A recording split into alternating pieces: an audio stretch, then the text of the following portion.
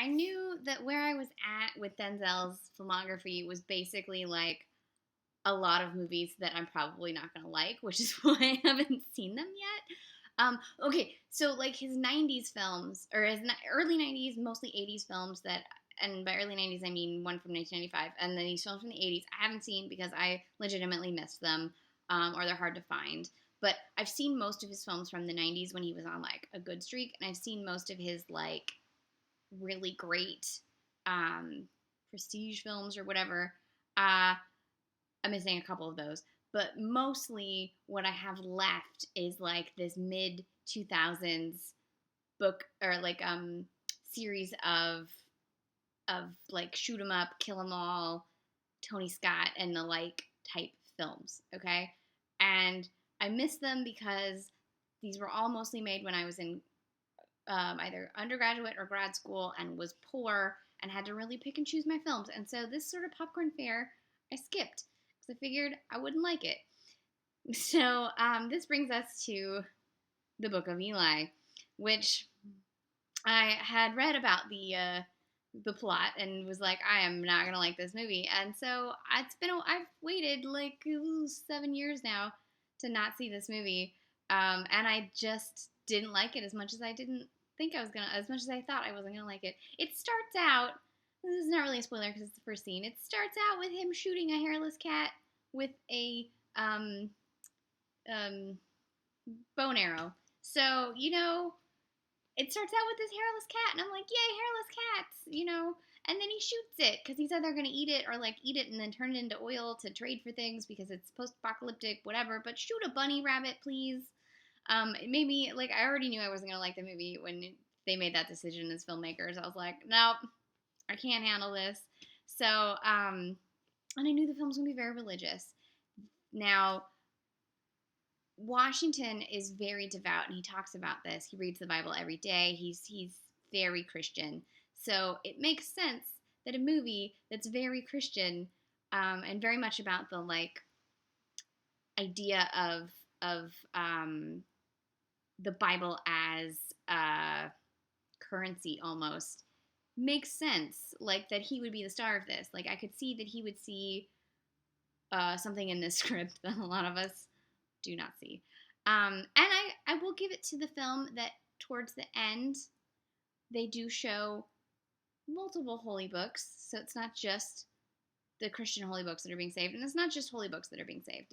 I'm spoiling the whole movie. It's books in general. But for the most part, like, I didn't like the green, like, barf-covered lens that they put over the whole film to make it post-apocalyptic nuclear wasteland. Like, that was just a bad aesthetic. It's like the worst filters on Instagram, basically. And he's like on sort of autopilot mode in this movie. There's a few moments that have like those little charming things that you love about him, but for the most part, he's on autopilot. The supporting characters, like it's Gary Oldman being bonkers Gary Oldman, so I like bonkers Gary Oldman, but bonkers Gary Oldman can only do so much in a movie. Mila Kunis is okay. She looks badass in the sunglasses. I wish they'd given more for Jennifer Beals to do. And, like, you're going to reunite Jennifer Beals and Denzel Washington and give them, like, one scene together?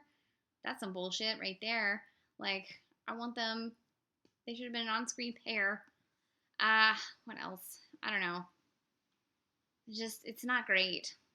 It's very, talky and then bloody and then talky some more. There's cannibals and it's not even interesting. Like, if you're going to have cannibals in the movie, I will say at least the cannibals are named George and Martha, and that better be an homage to Who's Afraid of Virginia Woolf, or I'm going to be really upset. But otherwise, it's just sort of, I don't know, it's not well made. It's just not good. I just didn't enjoy it at all. I think maybe if I'd seen it on the big screen, at least the cinematography, although it would still have that puke green filter, but the scope was nice. So I'll give it up to, who's the cinematographer? Don Burgess for having the beautiful scope of New Mexico, I think is where they filmed this. But otherwise, I'm at this point in this project where a lot of these films are going to be, this is for completists only. So I'm going to say this is for completists only.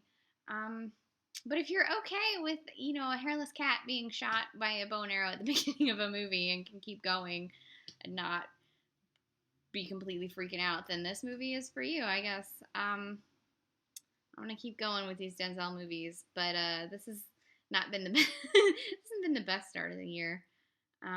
Hopefully tomorrow's movie choice is something better. We'll see. Shadow of a Doubt's about to come on TCM if you're watching this in real time. So you got you got half an hour to turn it over and watch Shadow of a Doubt, which is a great film.